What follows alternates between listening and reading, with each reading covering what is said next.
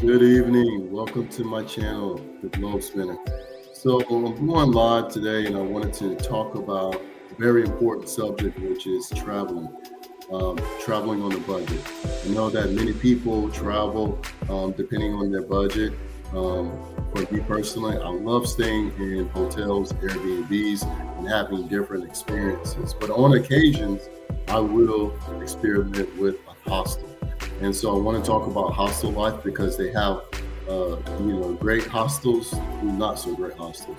Depending on your budget, they have some hostels that are designed more like hotel experiences, and then they have some hostels that are very much like dormitory experiences. So it depends on your budget, it depends on your travel destination, and what you're working with and what you're looking for. If you're more of the person that like to be social, they have hostels set up for social environments. Then, and if you're not so social and you want more of a private accommodation, they have hostels that are a little bit more private for that as well. How's it going? Welcome. Welcome, Travel Travels. Okay.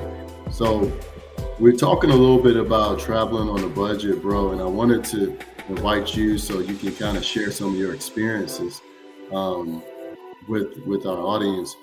What are some tips that you think, over your years of traveling, that you recommend for keeping things on a budget?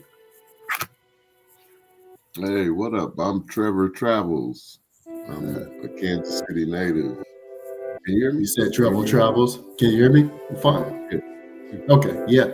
So so my special guest today is Trevor Travels, an experienced traveler who's traveled extensively throughout Latin America, Asia, Southeast Asia, and I wanted him to share some of his experiences on traveling and how he can keep things on the budget for us. So, welcome, Trevor. Thank you, man. I appreciate it. Uh,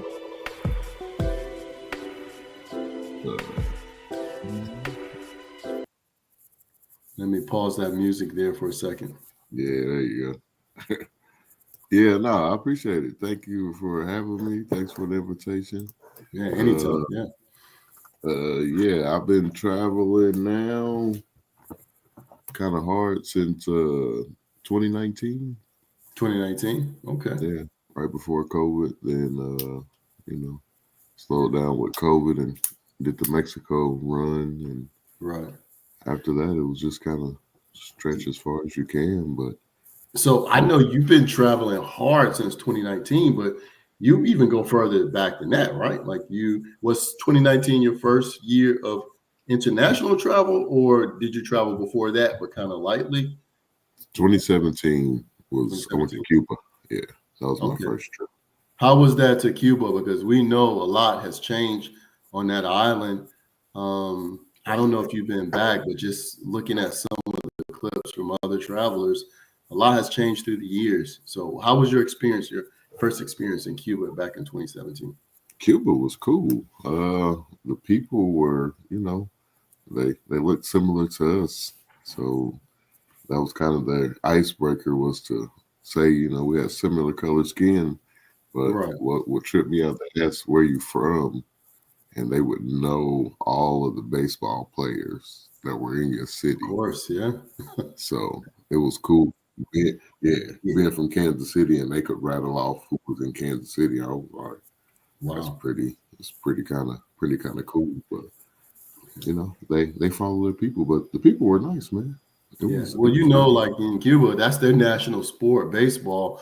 Whereas in other Latin American countries, especially when you go down to South America, they push more soccer, and I think baseball is more secondary. But in the Caribbean islands like Puerto Rico, Dominican Republic, and Cuba, their number one sport right there is baseball. Mhm. So Yeah, no, yeah. But it was that was my beginning, but my first long trip was in 2021. I took okay. 6 weeks off, bounced around Europe. I went through. I started in Colombia for a week. Then I went to Brazil for a week. Then I went to Europe. Hmm. But 2022, I was going for the same thing and got lucky enough to just be afforded more time, and they kind of let me do whatever time Okay. wise. Okay. So I ended up being able to be gone about a year and a half. And what I learned is it's not necessarily, well, yes, it is. Everybody has a budget, or maybe you don't have a budget. But traveling long term, you should think about it long term. Don't think about it as a vacation, because when you vacate, we tend to spend a little more, especially coming from the United States. Got a little extra money, and we save money just to say we can spend extra. Right. So that's okay when you do it for a few days, but when you consider doing it for a year and a half, a few years, it's probably more than you will spend in like living in at home in America. So my thing is just get out of the vacation mentality to start, get into I live here. And it's okay to say I'm going to vacate for a weekend, but it's kind of do like you would do at home or from whatever city you're from. Right. If you go out once a week, go out once a week. You go out once a month, go out once a month, or find a special place to fly off and visit. Right. I feel like that's a little bit easier to kind of shift your mindset to from vacation mode to actually I'm expating and I'm living in this country. I think that's a little bit of a challenge for like a new person, though, a person that's is their first or second trip. Because what I find, I don't know about you, but in the workplace, I find a lot of people ask me questions about my travels. And once they find out I'm a traveler, one of their number one question is, how do you travel solo? How do you do it? And I work with primarily a lot of women because I work in the education sector, and so a lot of women will tell me, "Hey, I can't do that by myself. I don't mind going on a girls' trip, or I want to be able to do that one day, but the world's not safe. I don't feel safe traveling alone." So, how do you shift that mindset from I'm a vacationer to an expat? Because I feel like for us talking about it, when we talk about that on the back chat, it's easier for us to get in that mindset. But for a newbie, I think that could be a little bit of a challenge and maybe intimidating. It's honestly a mental shift. You have to slow yourself down. It's not because, initially, I think even if you were doing it as an expat, and it's probably true for anybody that travels. Any new place will be a new experience. Right. So, depending on what you're doing in that experience, it can reach into those pockets a little bit deeper. Right. You know, you vibe with the people a little bit more in one country than you do in another country. You just meet a different type of people. So Right. different things can change just based on where you are. Right.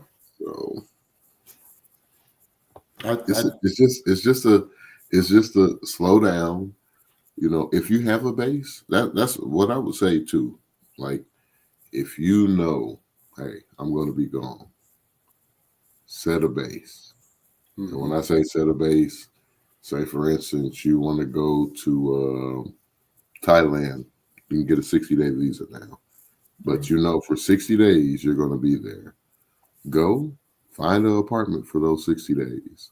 So that way you can say, hey, I'm going to book a flight out of here, or I'm going to go visit Chiang Mai, or I'm going to go to a different part of Thailand. But I'll go for a few days, but no, I need to come back to my things. And it's not that you're missing it, but I found when I had that set up, I came home a lot easier. right. When I don't have a base, I just bounce around. And, on the topic of saving money, having a base will save you easily $200 a month. And let me say, with this, depending on what country you're in, Right. Right. Vietnam, Absolutely. you can go to Vietnam and get a hotel room $10 a night. A hotel room, not a hostel, and not even a bad hotel. Like Right. a place you'll enjoy to stay, somewhere comfortable. I ain't gonna say it's gonna be the best, but it's definitely not the worst. Yeah. So if you're averaging $10 a day for lodging, I think that's pretty sweet. Yeah. But I definitely agree. I think it depends on your budgeting. Your budgeting, your allowance, how much you want to spend a day for room and board, eating.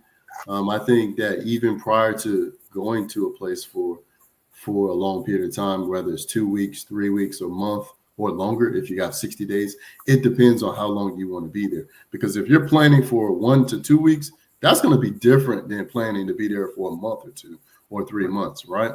So I think the longer you're going to stay in the country, the more planning you need to do. And I definitely agree with you, creating a budget, maybe a base.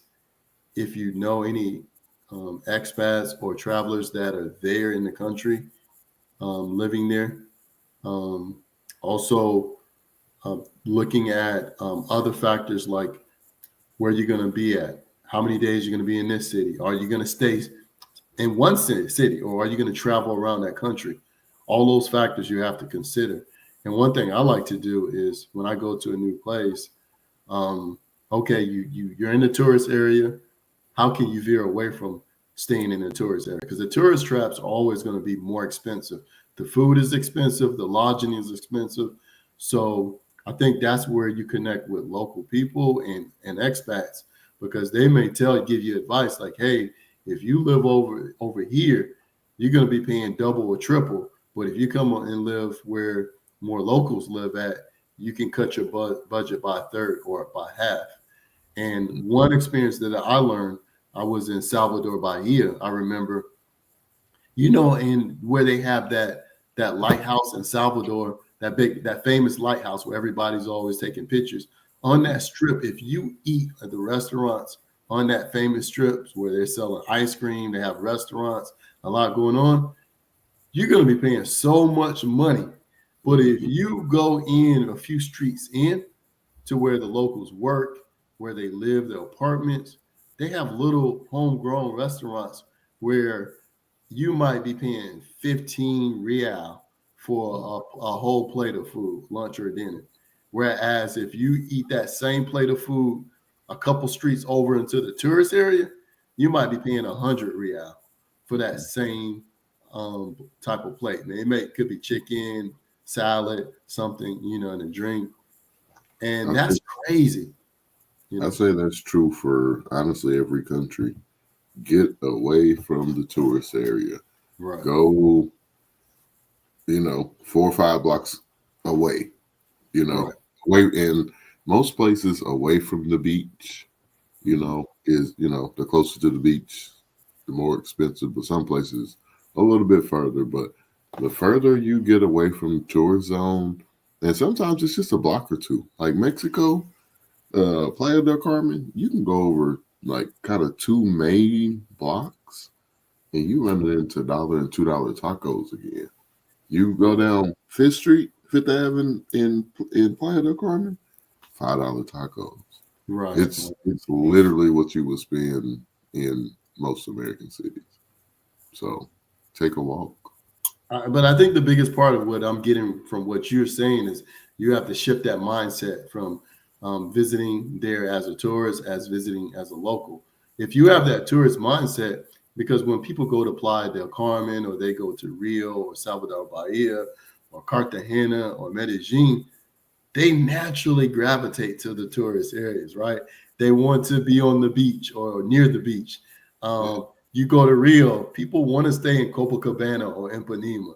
You know what I'm saying? So shifting that mindset to saying after a day or two, okay, I've been on the beach. Now let me go more inland, a few blocks away. Now I need to shift. And I think that's where the challenge comes. Mm-hmm. Yeah. And, talking about being on the budget and eating specifically, I would suggest you go, if you think you want to stay long term in a country, go to a country where you like the food. Right. If you don't like Thai food, I don't think it's going to be affordable in the long term. Hmm. for you to need to, if you need to eat Western food daily. Your budget, you Thailand, for example, if you can eat Thai food every meal, let's just say at the worst 60 baht a meal, Mm. about 30 baht per 10. So just roughly $2 per meal, $6. But Okay. if you need a cheeseburger, oh, you're already up to 300 or 400 baht. You're at $10 to start. Right. That was just one meal. You need pancakes, 300 or 400 baht.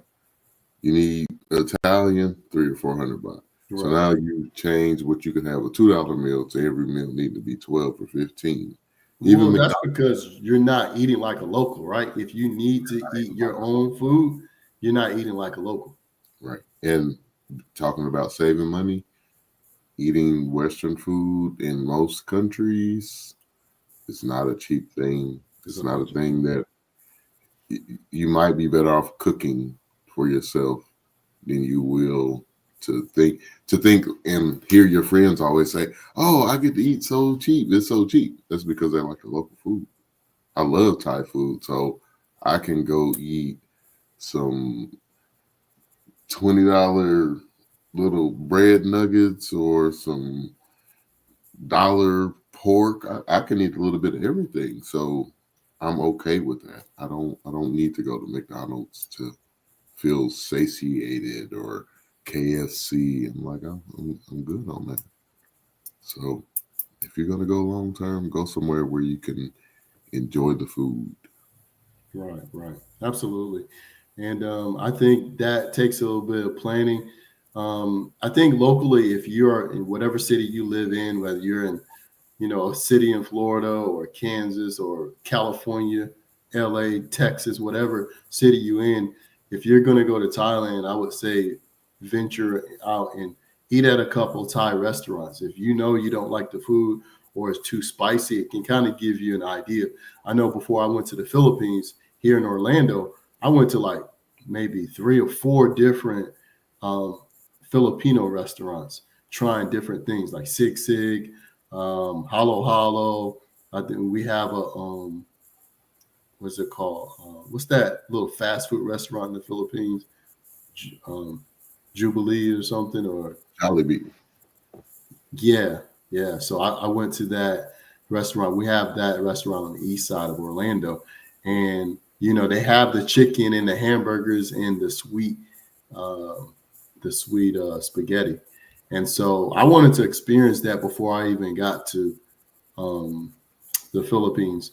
But I happen to like Sig Sig. Now, Sig Sig is cooked differently in different. They have different styles of Sig Sig, so you got to be careful with that. Like the Sig Sig I had at a local restaurant here in Orlando was different. My first day I got into the BGC area of Manila, I was like, I went to a restaurant. I was like, you know what? I'm gonna go get something I already had before. That Sig Sig was different.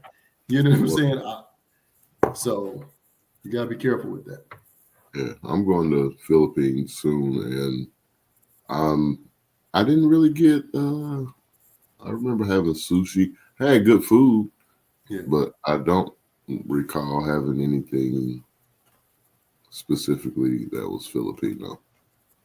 Well, I mean, from my experience, when you eat Filipino dishes, it's a hit or a miss. I tend to lean more toward Thai meals. Filipino meals, I've had some that I like more than others, and then I had some that I wasn't too crazy about. So, like the adobo chicken and rice, that's pretty classic, right? I can eat that a couple of times a week. Sig Sig, it depends on how it's cooked. I can have it. I've had it once where I wasn't too crazy about it.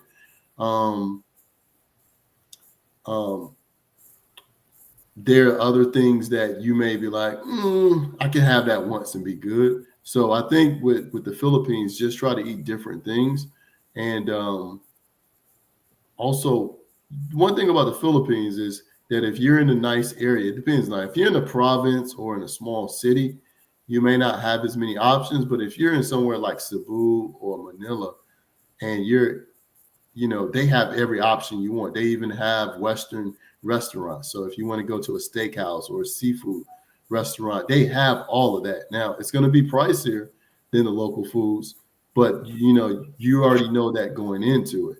But they have everything that you would want. If you kind of stick to the Filipino restaurants, try to go to places that they have pictures on the menu, because you might order something if it doesn't have a picture where it sounds good on paper, but you get it and you're like, I didn't expect that. So, but it varies with Filipino food, I guess. I'm pretty as long as we are sure of the protein, I can eat just about whatever. Right. I'm okay with flavors. Just Yeah. I don't need any tricks. I don't. Right. Keep the surprise. Just give me some chicken. Yeah. But also, I'm typically like that too. Like when it's chicken or fish or beef, you're very specific on the protein, how it's cooked. Pretty much, other than that, if it's cooked with vegetables or rice, I don't think you can go too wrong. Now, you could go wrong on a spice level if you can't handle really spicy food, but I would ask them questions before I order it. Is this really spicy? Also, so we talked about creating a budget. We talked about having a base, deciding on what things you want to do while you're in your location, and doing research. That's one thing, and I'm glad you brought that up. I don't think, like, I talk to so many travelers, men and women, and they vary on their experience. Bro, not a lot of people do research before they go. I've known guys that have been to Brazil and they were like, oh, people, YouTubers or content creators hype Brazil up. It's not all of that. And I'm like, everybody experience is not the same. It's based on what you put into it. Like whenever I go to Brazil, I have a great time. But the question is that, like, my first trip or two, it was okay. I was playing tourist and doing a lot of tourist things, but my experience even got better, the second and the third time I got there. I started learning the introductions in Portuguese. I started speaking with local people. I started making a network of friends, especially Brazilians that speak English. And they show you to places that, tourists don't often go. They take you to local restaurants. You have a totally different experience.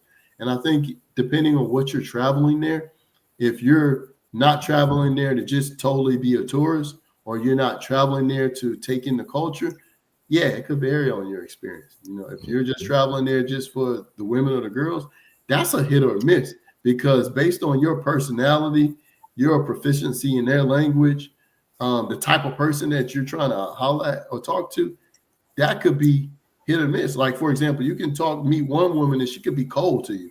Next Brazilian woman could be very nice and welcoming and, hey, I want to invite you to a party or whatever. So that's a hit or miss. So I always say, travel for what you want to travel for, but do your research.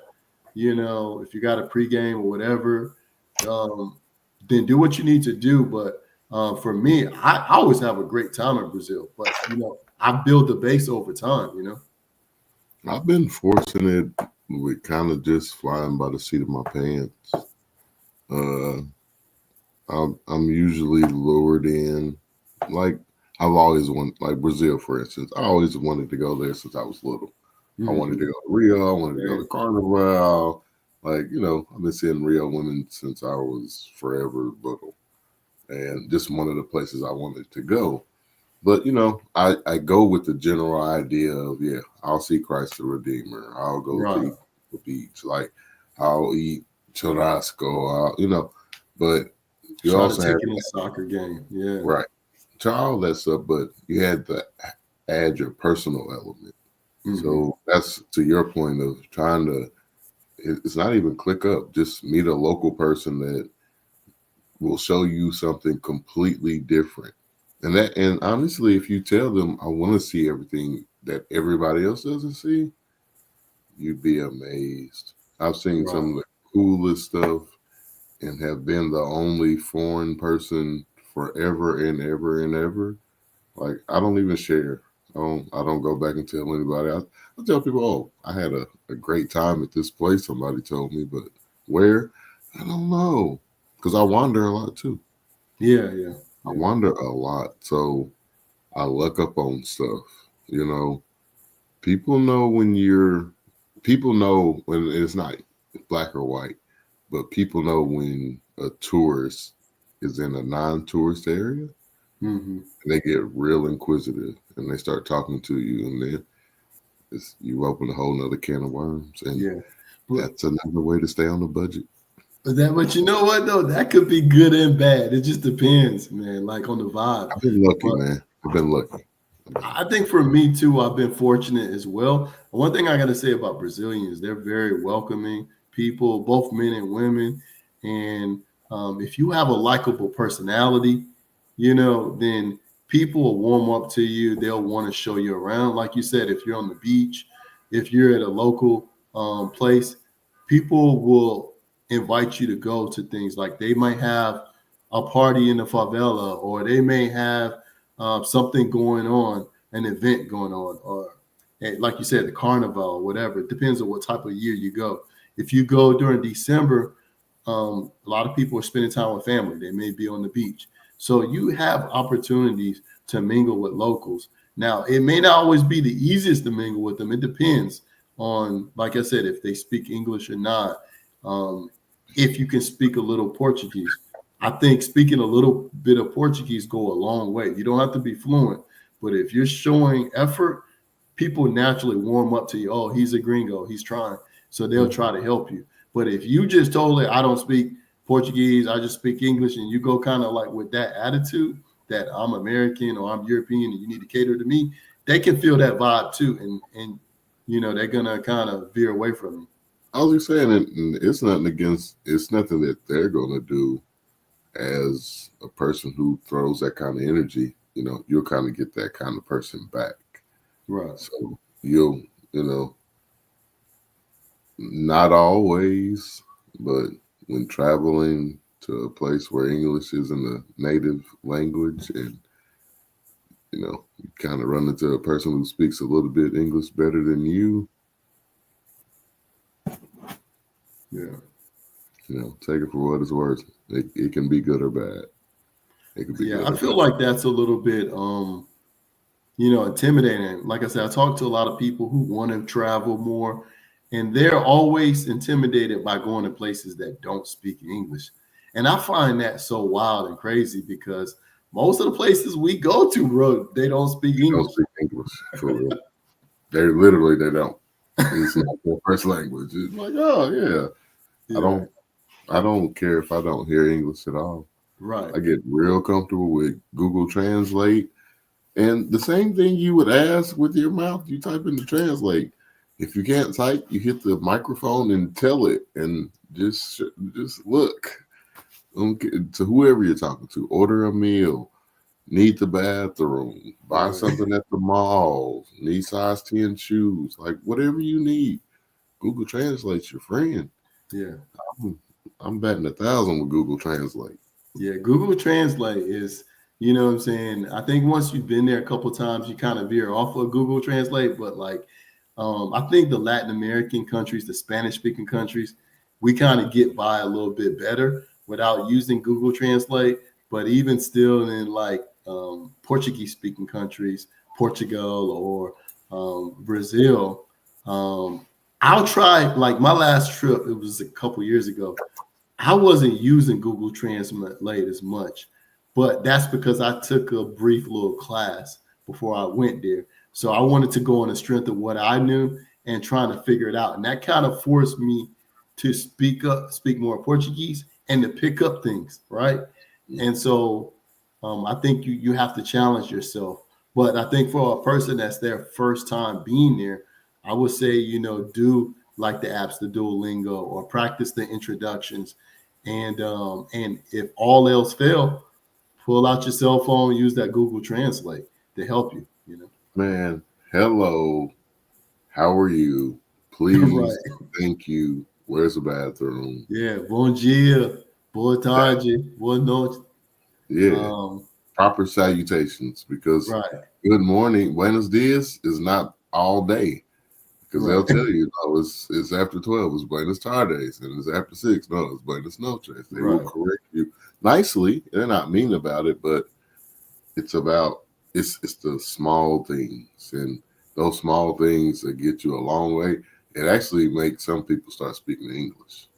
Because Right. to your point of you trying, they're like, well, you know, a little something. Let me help you help myself, because I do know Exactly. a bit They more. see you struggling with their language, so they'll try to accommodate you because they see that you're making an effort. So they'll try to help you. If they know a little English, they'll try to speak a little English. But if they see that you're not making any effort, then Which they'll is, and then they'll huh? kind of No push you fala, away. no fala, Yeah, no no fala, habla, no fala, nah, no fala English todo. huh? Yeah, Nah, they gonna look at you crazy. Shoe you on. You right. yeah. Yeah, so that's true. So, and then, I don't know if it's you, but no matter what country I go to, regardless if it's even if it's not Portuguese or it's not Spanish, I can go to probably China. The first thing I'm going to probably learn is food and menu items. You know what I'm saying? Like chicken and rice. I'll probably pick that up quicker than I know because one thing you got to eat. I do money first. Oh, you do money? I do money first. I usually learn the numbers, the 1 through 12, the Right. tens, the 50s, the hundreds, and the thousands, because I think depending on where you go, Hmm. you'll lose a lot of money. You Yeah. know, there are a lot of places where people, and you go tell them 200 and they give you $200, or you never know what they giving you. Right. But it could only mean 200,000. It could be 2,000. It could be. It's usually a lot different. Right. And if you're going to I ain't gonna call it a dishonest place, but a place that has a little bit less of a belief system, they'll take advantage of that. They'll take True. advantage of it all day. So I usually try to learn my denominations of money. Yeah. And to credit your point, one thing that I like to do that I think is a cheat code, and I don't think enough people do it, is if you know a month or a couple weeks before you're going to go to a certain country, go ahead and order their currency so that way you can get familiar with learning their money. Like you were saying, you learn the money first. Well, maybe you don't want to go to an Argentina or Chile or Paraguay and then in the airport or at a local bank you convert their money there. That's going to be your first experience with their money. But if you order it a couple weeks prior, you can get their money, look at it, see the denominations. You can start looking at how to say certain notes, the 20, the 50, the 100. And by the time you get there, you can see, or you can go online, going from the airport to my hotel, what's the standard rate? Whether they use Uber or not, or Grab taxi. Is it going to be 20 pesos? Is it going to be 200 pesos? Because you're right, you can get a taxi, and a $20 or a 20 peso ride may turn into a 200 peso ride, and you can get scammed that way. Yep. Learn those numbers, man. Learn them. If you know somebody local, ask them how much something should cost. Mhm. If there's a standard trip from somewhere, and it's just to have a general idea. You can't apply Right. that to everything, but you can say, it's a couple 100 feet more. I should only pay, a few cent more. It shouldn't be Right. 3 or 4 or $12 more. You know, Yeah. I got an experience of that too. I remember I was leaving the Philippines after a couple weeks, and I remember I was staying in a nice hotel in the BGC area of Manila, and I think it was like 300 pesos or 350 pesos from my hotel to the airport. But they have like two different terminals, and so Mhm. I think they dropped me off. The taxi dropped me off at Terminal 1, but when I got out of the taxi, I walked to the front door, and the guards stop me and they look at my ticket and say, "Hey, you're supposed to be at Terminal 2." So I had to grab another taxi to go to Terminal 2. Well, they have the taxis lined up waiting on you, right? Ready to pounce on you. So I Gringo, you out. didn't even, walk toward the taxi. The guy walked up to me. He was like, "Okay, I'll take you," because he overheard the conversation. And so I'm grabbing my luggage back and I'm like, "Hold up. How much is it to go from Terminal 1 to Terminal 2? Now, keep in mind, Terminal 2 is just right around the corner. You know what I'm saying? Like they might have to go out to a main street and to go around, right? And so he says something like 900 pesos. I was like, whoa. I said, I just came halfway across town for 300 pesos and you charging me 900 to go around the corner. I said, "Man, let go of my luggage, man." And then so he was like, "Oh," he's like, "I'm sorry." He's like, I was like, "No, you already lost me because you tried to scam me." It'd be different if you would have said 300 pesos, 400 pesos. If you're in a rush, you might just go ahead and pay it. But the fact that he tried to triple charge my fee, I was like, "Bro, we ain't doing no business." I just stood there right in front of him. I pulled up my Grab taxi app and had them come pick me up and take me around the corner. And that was crazy, man. Mm-hmm. No, but that's part of staying on budget is learn a little bit not to get beat. And it's not necessarily all about research, man, because my trip, my long time being gone, it didn't start off with a plan. That's how I kind of learned the shifts and to learn that it is a mental shift. It's not about doing it, because I was going on a 6-week vacation to where I was extended living privileges. So it was like, it was one day I was just partying. I was like, "Oh, I got to go to work too."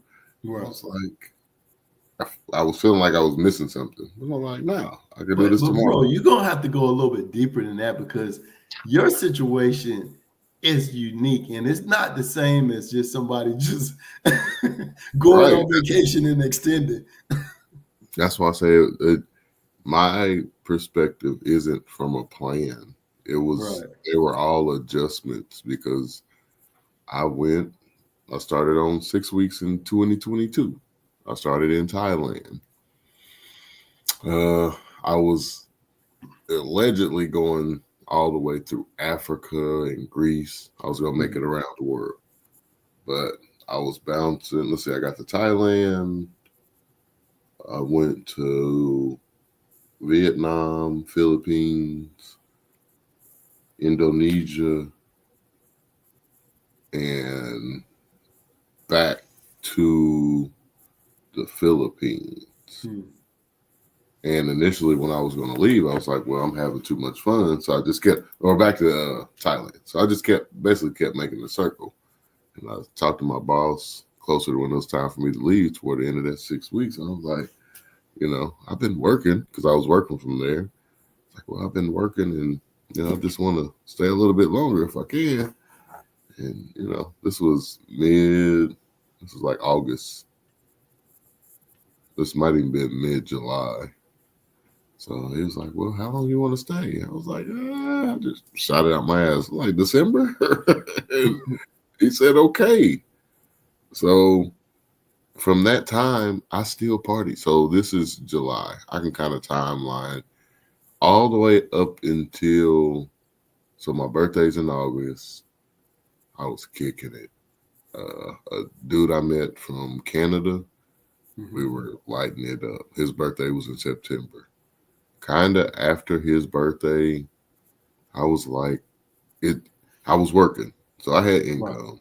It was fine. But it was just like, I'm just spending because I'm hanging out and I'm kicking it. And I'm like, I got to work. Work was work, which was fine. But it was like, slow down. Shift from vacation. I had an apartment at this point too. I had one apartment for a month, then I found another apartment. I got it for 3 months. Yeah, so that's why I wanted to stop you, because you shifted from a 6-week vacation being a traveler to being actually living abroad and being a digital nomad. Whereas most people in America, they only go on vacation for like 2 weeks at a time. So it's going to be hard for them to shift that mindset from vacationer to Yeah. I'm actually living abroad. And I think you lived there for like a year and a half, or 2 years. You lived abroad, so that's a different mindset because you had to, after that 6 weeks, and you got the extension from your boss. Now you got to shift the mindset. I need to get an apartment. I can't just be hopping around from hotel to hotel. And so, Mhm. keeping as a traveler, there are ways to keep your expenses low. But now, as an expat or a digital nomad, that's a whole different like experience right there. Because you're And right. The more money you save, the longer you're going to be able to stay out there.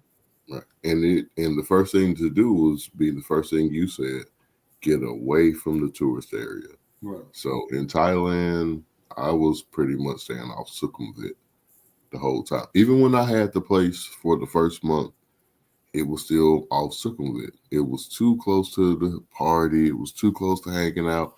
So it was like every day before work, I was kicking it Yeah. every day. I don't even know how you even was like working in Thailand. Like I hadn't even been to Bangkok or Pattaya or Chiang Mai.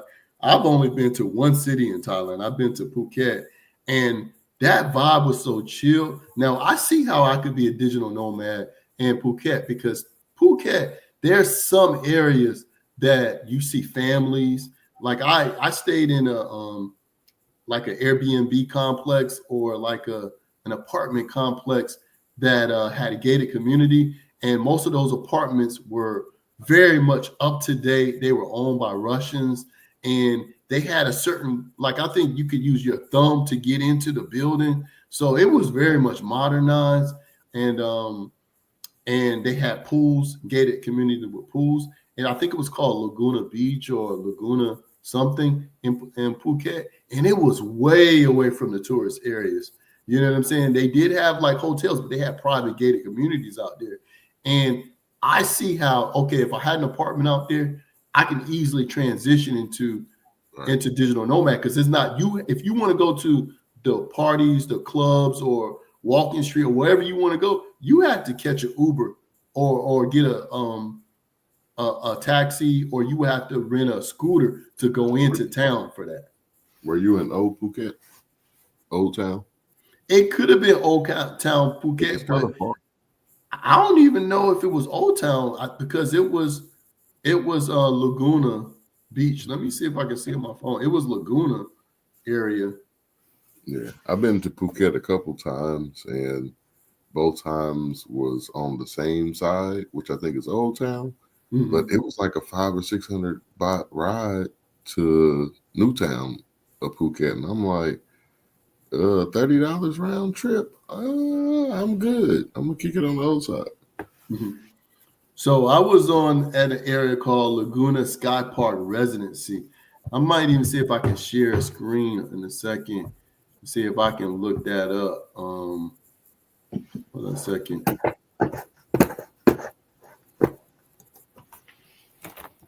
Are you seeing my screen now? I see you. See me typing? Uh, nah. Hold on a second. Let me go back to it, see if it's showing my screen, share my screen, presentation mode. Share screen.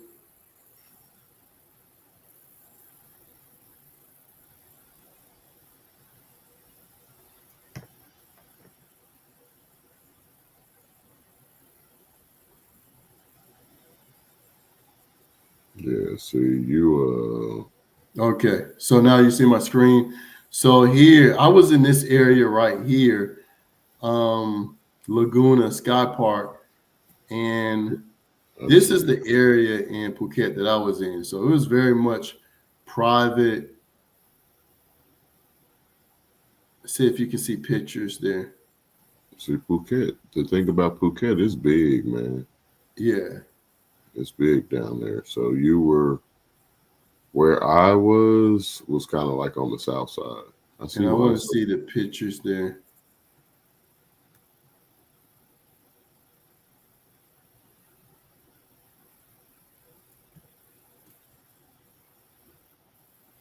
that comes up. But yeah, I like this area. It's very quiet, man. As you see, these were the apartments here. Um, you can see like they had these pools here, and these what the apartments look like. So that's the sky view there. My apartment looks similar to this right here. You know, I remember this lake right here too, like walking around on the outside, seeing these lakes. Yeah, so this is what the apartments look like here where I was at. And so you had the car entry, like you could put your card up here, and then on the, I think entering the building, you can use your thumb. Yeah, so that's where I was at. That's nice. That's swanky, dog. I um I don't I usually book a place for one day, and after, get there maybe two, but I usually ride around town because um I like the energy about where I am. So you get around a bunch of Instagram, too much partying. Like I don't travel to party. Like Right, me neither. I party so damn much in my life that I can go to sleep. I can go to sleep and wake up early and go Right, waterfall hunting or go beach hunting. Like I'd rather wake up and stop at 15 beaches in a day or migrate a day around the island and just see where I get. Like, right. I'll fall into a party if I party. I fall I'm the into same way. Like I might fall into a party or be invited to something. I can do like out of a 7 day week, 1 or 2 days of partying. But as you mentioned, we're the type of people at our age where we may have to get some work done. We might want to sleep in. You want to relax. You might want to massage. You may want to, like when I was in Phuket, I was interested in doing cultural experiences. If you see one of my videos, I was at an elephant sanctuary. And so I went did elephant sanctuary. I had a female cab driver. She gave me her number and she took me to the best malls in Phuket. Then she took me to the elephant sanctuary, and she just charged me a day rate. And then she took me to, which was weird. She suggested a gun range. I remember she was like, "Do you like shooting?" And I was like, "Shooting what?" And like, you got this little small town woman. I was like, shooting what? And so I'm thinking maybe she's talking about archery or something. She's like guns. I was like, I didn't know how to answer that. So I was like, well, if you want to go, I'll go or something like that. She was like, yeah, I like shooting. So I was like, I went, paid for a round for myself and for her. And it was a good experience, man. I didn't know ties shoot like that, but it was an outdoor gun range and we had a great time. Say about it. Say about it. I'm And looking I forward. wanted to go to what they call PP Island, but I was at a time of the year that it was rainy season. So the one day that was sunny all day, I was enjoying just walking around. And I'm thinking, I got 2 or 3 more days here, bro. I can go to PP Island tomorrow. I didn't know that even though the sun would come out the next couple of days a little bit, it would be drizzling or cloud coverage. So that one day that I would have got, the picture, the best pictures and photos would have been that one day is the day I should have went to PPI. I should have got up early and went there. And I kind of kicked myself because I was like, every day after that was like drizzling, cloud coverage. And I was like, I'm not going to get on no boat that's drizzling. So Man, I will say this about Thailand and the islands specifically. Unless it's just typhoon season and you are like landlocked, mhm. believe the weather. But even like being in Pattaya, you go to Koh Larn, the island that's across from Pattaya. I Mhm. love it. I got a video about it. But if you go to Koh Larn, you'll see all the rain in Pattaya. It won't rain in Koh Larn at all day. Sunny, you come back, tan, everything. They're like, you can see the floods in Pattaya all day. You go over there, like, oh, just so close, but yet so far. So when it comes to the islands, just go. Go, go, go, go, go. The storm, if it rains on the island, it'll be quick. Phuket's bigger, so it's more landmass. Right. So that rain will stick around and linger a little bit differently. But the islands, I would say, as long as you feel comfortable getting on the vessel, like the water's not too crazy when you're getting out there, you'll be fine once you get to the island. Mm. So yeah, so that was my experience in Phuket, and I'm like, I gotta go back to Thailand. I want to do Bangkok. I want to get a suit. You remember you was telling me you had a suit made in Bangkok. I feel like you ain't really traveled Thailand until you had your private tailor make you a suit. Like you're not really on G mode until you get a custom made suit. Bro, I got one in Thailand. I went to Thailand first. So I got I I ain't gonna say tricked with the tuk thing because game recognized game real Right. quick. And I told the dude, I get it. I get it. You keep talking about your gas and everything's paid. Clearly you're paid to bring us there in chances and hopes that we might spend some money, whatever. Right. I was like, let's work together. I got stuff I want to do. Like, it's not about you taking me, bouncing me all over to places I don't want to go. I was like, I want here as a regular tourist. But I say that to say, he took me to a dope tailor. He took me to a tailor who, dude said he did Terrence Howard's suits. But my suit's bad. You know what I'm saying? Happy with what I got. I think I paid like maybe $250, something like that for a suit. I got a suit, tie, shirt, all custom though. I believe you, man. I believe nice piece. I'm jealous, man. I got to do that next time, man. And also, whenever I go to a country, I either like to get an article of clothing that they either produce, and I also like to get a local fragrance. It doesn't have to be expensive fragrance, but like I'm always interested in how the men dress and how they smell from a female's perspective. Because if you're dating and you're in that market of dating, some women are attracted to more European or American fragrances. Some are maybe it could be cultural. It could be some fragrances that they're, it could be a fragrance, I don't know, mixed with like tea leaves or coconut or something that they like that the men wear. And so I'm always interested in picking up something local. Bro, I want to shift gears because we're coming up on an hour and I wanted to talk about hostels. And so I want to share my screen because a couple of hostels that I used in different countries, I want to kind of share with people. Tell her, give you like 5 more minutes, man. Call you 5 minutes. Okay, so let me share my screen and I'm going to show this first one is when I was in back in 2022. I was in the Galaxy Pod Hostel in Iceland. So let me share my screen. Where was I got a hostel I could share that was dope. Hostel, where was I? I was in I went in Manila, Kuala Lumpur. Okay, hold on, give me a second. Let's see.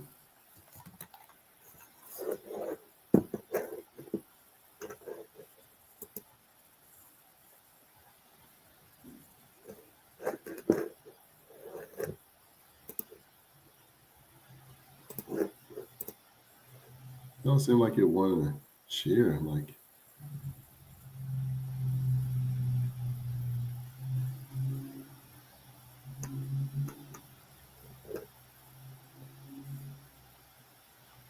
Yeah. Some of this does not want to. Speaking of hostels, Kuala Lumpur will surprise you with some nice hostels, man.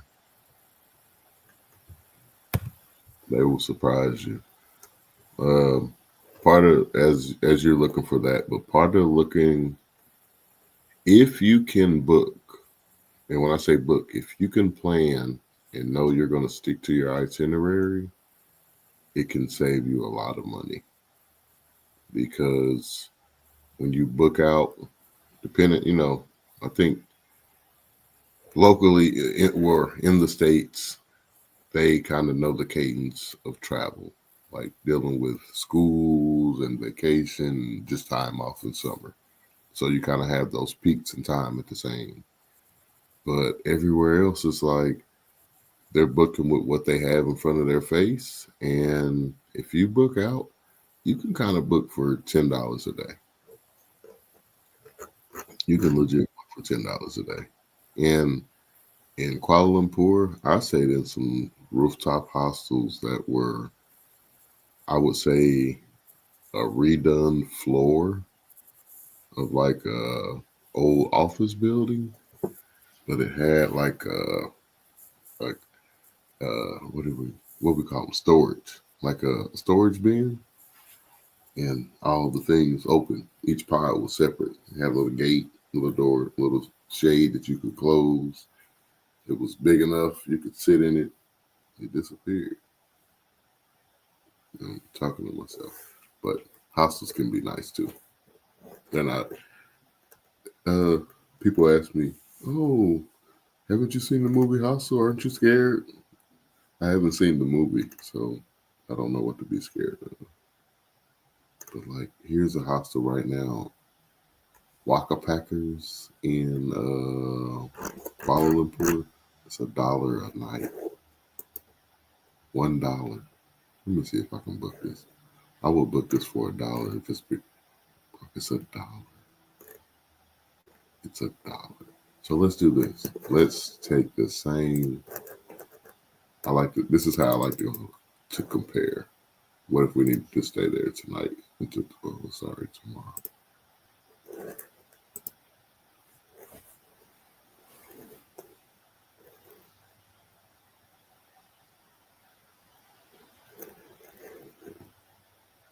But it's still only 5 to 8, 5, 8, 11, 4 nights for $11, 1 night for $280. And here's some places that are $63 a night.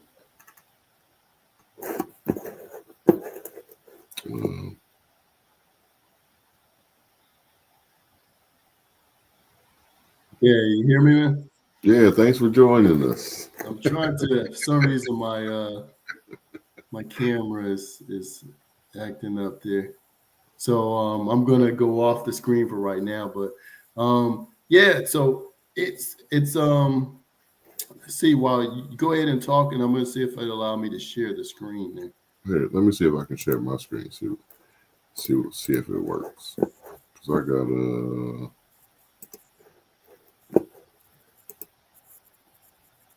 You see my screen? Is it shared? Yeah, I can see it. Can you see it? Yeah. So look, I was mumbling while you were going, just looking at the different price. This hostel right here, Kuala Lumpur, in March is $1 a night, and if you needed to go tomorrow, it's $2.80. And it's a 7.5. So in looking for any place, I always use Booking because this price is the price it's going to cost. You're not going to get, and it's going to cost more. That's your checkout price, right? But always do this. Look at the reviews. I don't think it transferred to that screen, but like, look at the reviews, read the reviews, and read a bunch of reviews. Don't read all the good reviews. Sort it by the most recent reviews to get a good idea of what's going on in the location. Now look, man, all these hostels, man, $10, $7. This is a hotel, $20, 1 night, all night, $20. You get a crib if you need it. Regular $55. Nice. This is another reason I suggest not booking a bunch of days, because day for day, you might get the same place. You also might get a place on one side of the city and realize, oh, I can go to the other side of the city now. So I don't mind moving. Like it changes surroundings, Put you in not knowing where you're going, you could just, and not saying being in a bad area, a more accessible area, finding yourself in a more accessible area. That's always a cool thing too. Okay, I'll stop sharing. You can go back. Okay. Let me see if it'll allow me to share presentation mode, share the screen. I don't think it wants to allow me to share.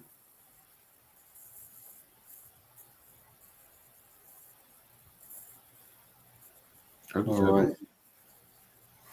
You good? Here, maybe let me. Yeah, it's not allowing me to share.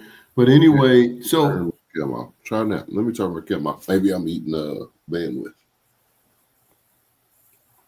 Well, we're seeing that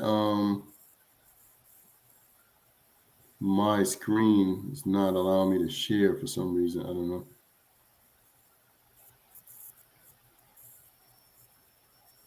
It says your browser has blocked your screen share. This is weird. It wasn't doing that earlier. I don't know. Look at the top right, or in the browser, in the web line. Is it a little lock to allow a little lock with a slash? Yeah, let me see. Camera, allow everything. Permissions allow. Yeah. Yeah. But it's okay. So it's blocking like Google, whatever. Oh, so it's blocking them. So how do I turn it to where it's not blocking that? Just right. You should be able to right click it and say allow now or allow always. Okay.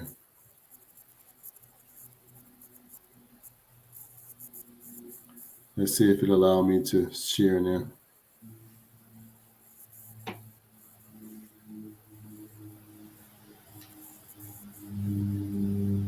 Okay, here we go. So I want to share when I was in Iceland here. Can you see this? It's called the Galaxy Pod Hostel. Yep, I can see it. So right now I noticed that, when you go to a country like Iceland, right, the hotels, the Airbnbs are nice. The hotels and Airbnbs are nice, but they're kind of small. But the hostels, like I said, depending on what you want to pay, here's a hostel here that's kind of futuristic. They have it to where you can hook up your phone, your Netflix in there. And as you can see, this is what the hostels were like that I was staying in. They have your lockers here that if you want to lock your stuff up, personal stuff, your luggage, your personal items, and also you can even lock your bed too as well. And so I love this place right here. This was a great experience. And sometimes when people think that you're going to be in an insecure type of hostels, but this was me a couple years back when I was in Iceland. And this was a little bit more economical than paying $100 to $200 a night, right? You could probably pay $50, $60, $70 a night for these pods as opposed to paying $100 to $200 a night. And so if you're on a budget, this is an option. Another one was, Go ahead. And let me just add to that, as far as it doesn't even have to be about being on a budget.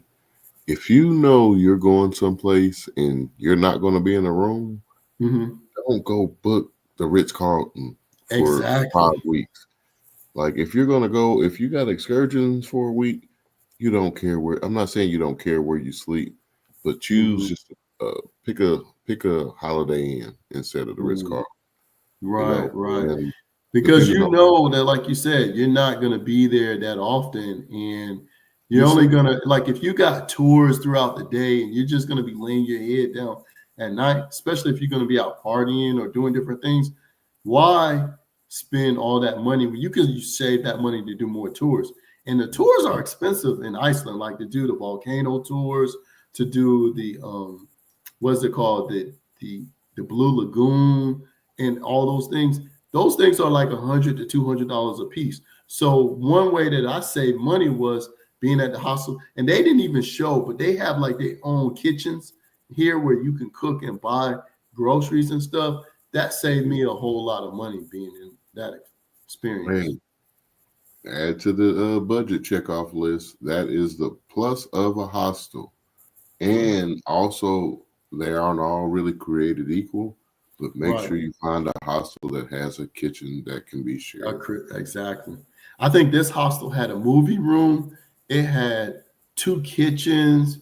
They had private bathrooms, and then they had the communal bathrooms where they had several showers in there. They have lockers. They had a bar.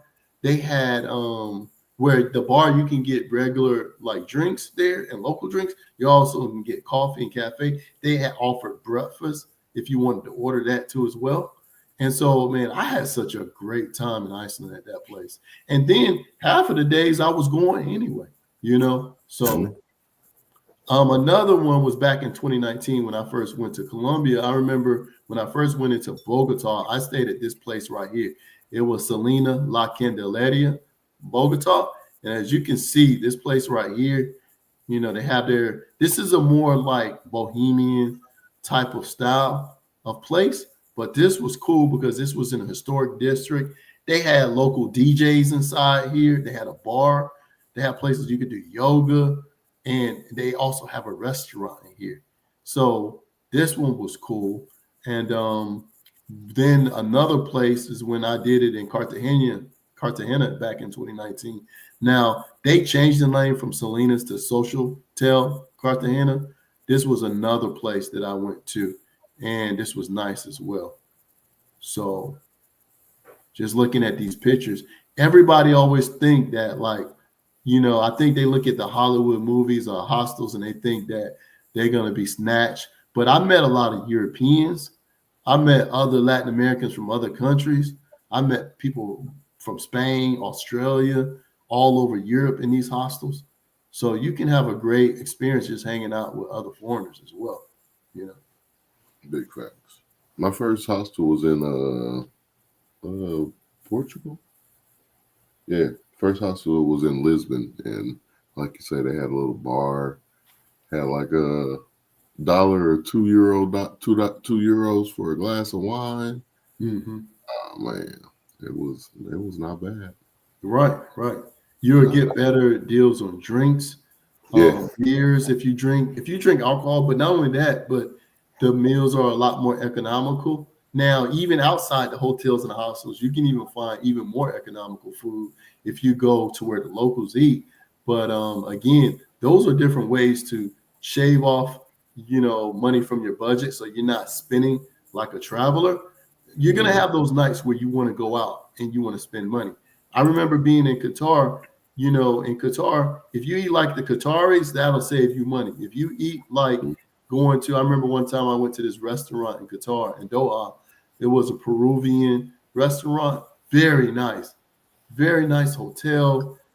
But you spending like $100 to $200 on that meal for you and maybe a guest. And I'm like, you can't eat like that every night, or you're gonna blow your budget wide open. So you have your nights you want to go out, but then nights where you just want to eat like a local, or maybe you want to grocery shop and cook your own food. You can do that. That'll save you a lot of money as well. okay. Qatar took me. I met again walking and talking. Met a guy, and I don't want to call it a shawarma place, but long story, you know, they pretty much had shawarma, but bro, it was all fresh. Mm-hmm. Beef, chicken, lamb, it didn't matter with the fresh naan.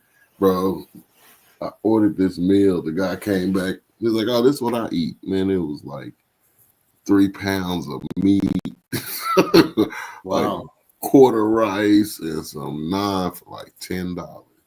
I ate off of that for like 3 days. Yeah. It was so much food. He was like, I eat that every day. I'm like, how? Where do you put it?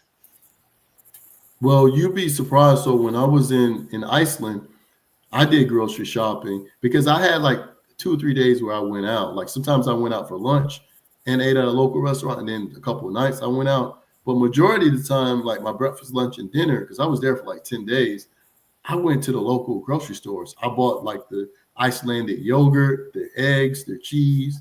I would make my own breakfast omelets, and then Also, I remember one of these tours I did ice fishing or fishing out. It was cold as I don't know what.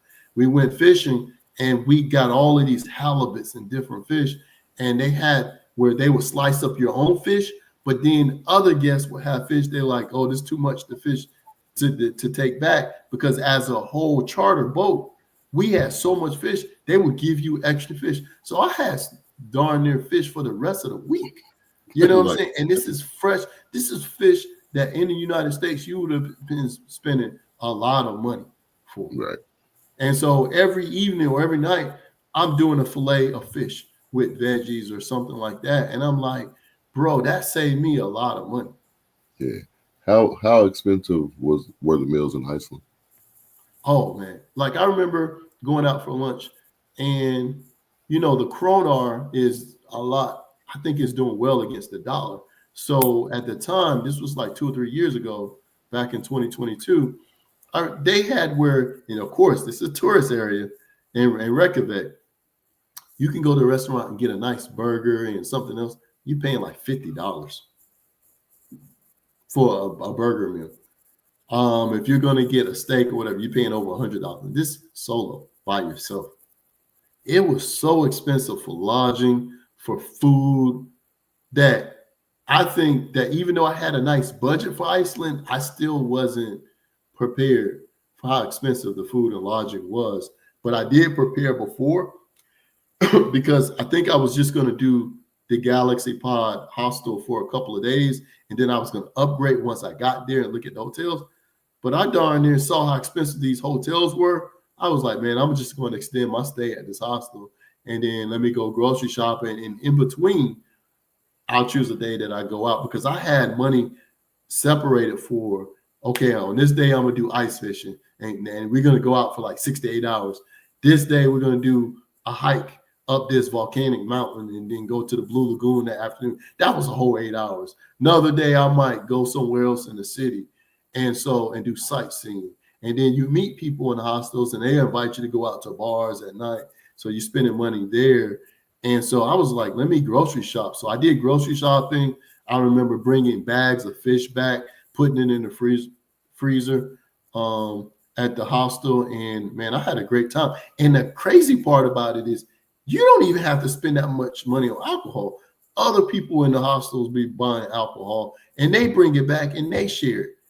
And so it's just like, bro, like I had a great time. You still there, Trevor? No, I think Yeah, I'm here. I'm here. Yeah. No. Yeah. So yeah, that was Iceland, man. Iceland was. I remember getting a budget flight. It was like $4.99, and I thought that was a steal, and it was coming from Orlando. And oh man, Icelandic Airways was a good plane. Mm-hmm. And but when you get there, man, you need to have a good budget, because things in Iceland is pricey. Man, Iceland is what taught me not to wait on people to travel. Right. Because Kansas City, we didn't have any international flights for the longest time.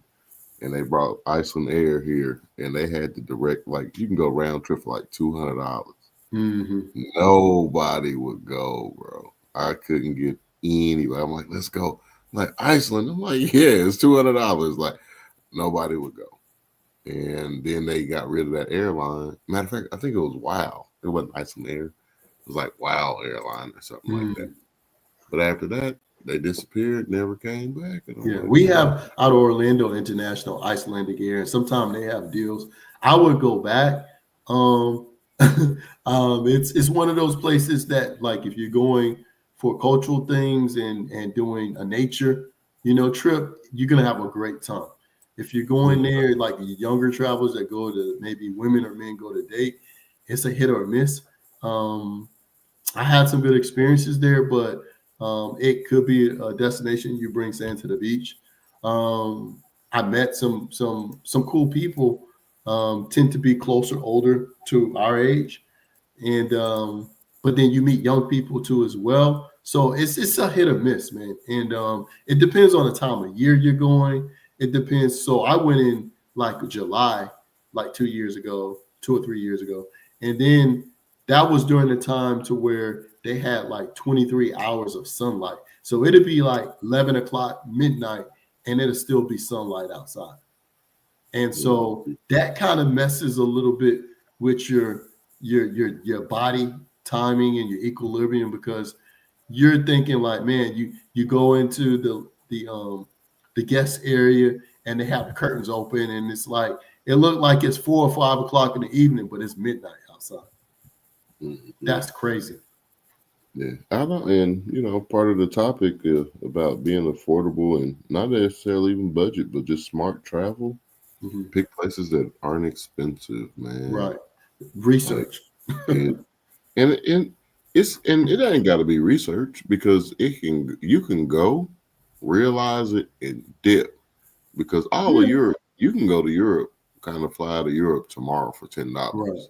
So, like what I've heard about Switzerland, I would have flown to Switzerland for $10, and that first $50 McDonald's meal I would have paid for, I would have been on the next thing smoking.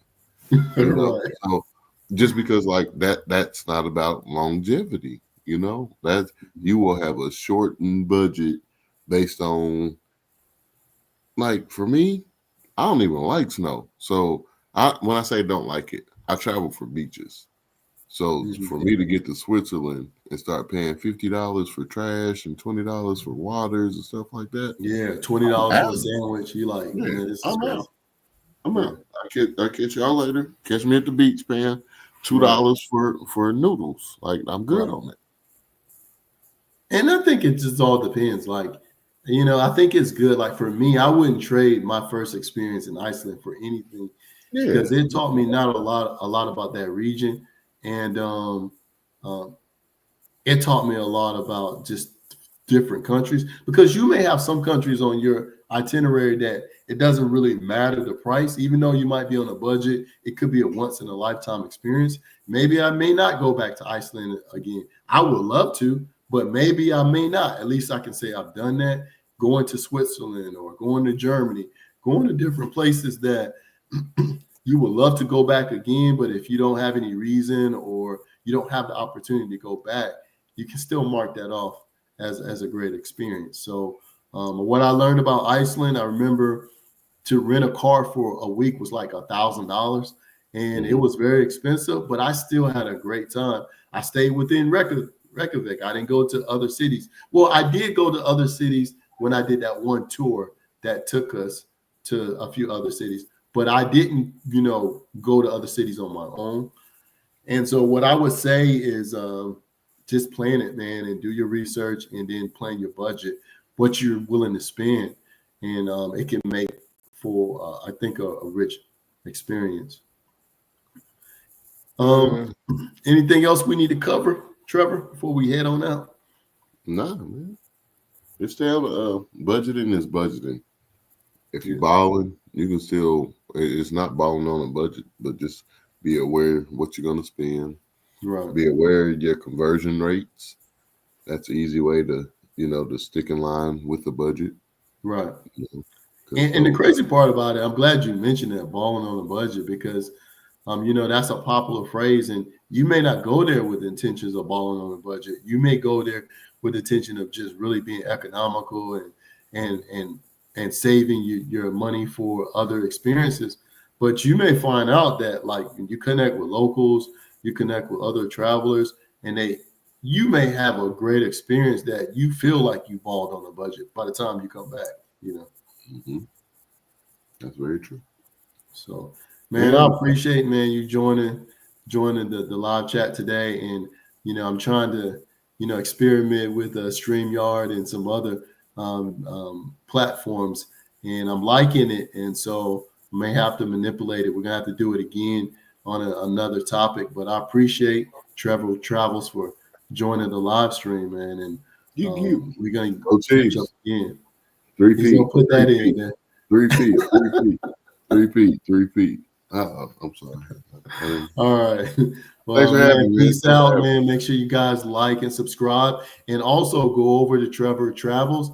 Make sure you support him. He's a fellow traveler. Like and subscribe and share his content. He's had more videos he's uploading every day, guys. And That way we can keep bringing you more content. I have another Latin American trip coming up soon in the next month and a half. I'm not going to tell you guys what it is because I want to produce that content and I don't want to give you a heads up, but we're going to share some more experiences. And I think Trevor has some, but you got to go to his channel and find out what it is, man. And so we appreciate everything and continue to support guys traveling, sharing wonderful experiences. Peace out.